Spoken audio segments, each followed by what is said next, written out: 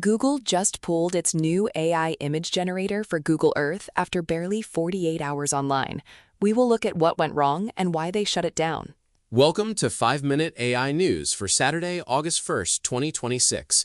We are also tracking some hints from Apple about charging for heavy Siri usage and Europe's plan to build independent AI infrastructure. Starting with that Google Earth situation, the company rolled out a feature allowing users to edit satellite and aerial imagery using text prompts.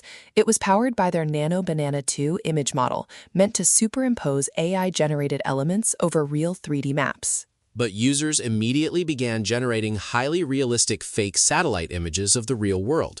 We saw fabricated images of a refugee column at the Mexican border and bomb craters in Gaza circulating online across various social networks. Faced with intense criticism over the spread of misinformation, Google pulled the feature entirely.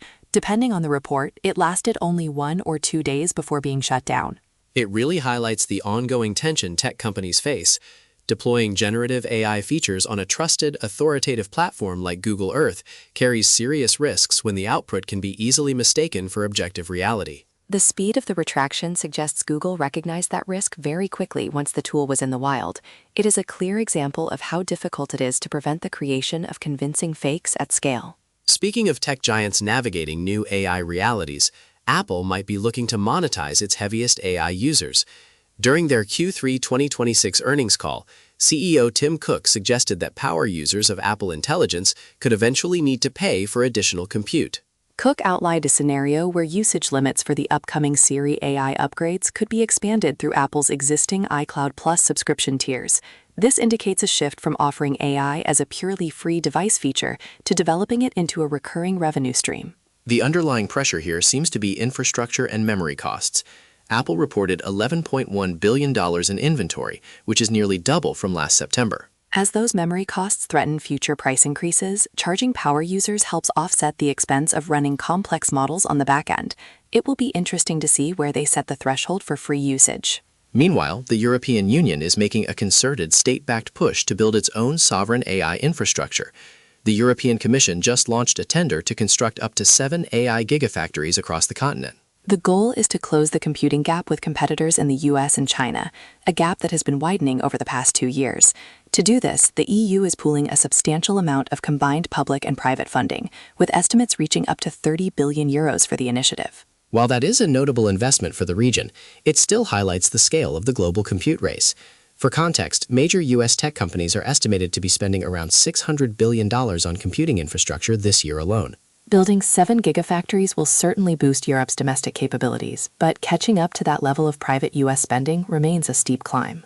Over in the open-weight ecosystem, the pressure on proprietary models continues to grow. DeepSeek has released the 0731 update for its V4 Flash model, officially moving the API into public beta. This update achieves notable gains in agentic and coding tasks. What is interesting is that they did this entirely through repost-training, keeping the underlying architecture and size unchanged from the preview version. The performance jump is clear. The model now scores a 50 on the Artificial Analysis Intelligence Index, jumping 10 points and landing just 1 point behind OpenAI's intermediate GPT 5.6 Luna model. But the real competitive edge is the price. DeepSeek's budget model rivals Luna's performance, but costs roughly 60% less per task. That pricing strategy aggressively undercuts the proprietary options currently on the market, giving developers a highly capable alternative for a fraction of the cost. Speaking of OpenAI, they just announced some significant breakthroughs in theoretical computer science and mathematics. The company released solutions to 10 previously unsolved problems in geometry and cryptography. The ability for an AI to solve novel, long-standing mathematical problems shows a real leap in reasoning capabilities. Alongside this, details emerged about Astra, a new model family designed for long-horizon, autonomous problem-solving. Instead of immediate chat responses, Astra lets multiple AI agents collaborate on complex tasks over hours or even days. OpenAI is actively demoing Astra to policymakers in Washington right now. They are still undecided on whether the final release will be branded as GPT-6 or a new GPT-5 variant, but the shift toward multi-agent collaboration is clear. That brings us to the end of today's updates, and we'll certainly be watching to see if Google attempts to relaunch that mapping tool with better safeguards. If you enjoyed the show, please take a second to like, subscribe, and leave us a review on Spotify and Apple Podcasts. It really helps the podcast grow. Thanks for tuning in, and have a great day. We all have routines. I'm Jabron, and with diabetes, mine was finger sticks. Sometimes I skipped them because they hurt. The Freestyle Libre 3C GM changed that. It gives me glucose insights without finger sticks. Learn more at freestylelibre.us. Finger sticks are required if your glucose alarms or readings do not match symptoms, or when you see check blood glucose symbol for the first 12 hours. The views expressed should not be used for medical diagnosis or treatment as a substitute for professional medical advice. Individual circumstances may vary. For prescription only. Safety info found at freestylelibre.us.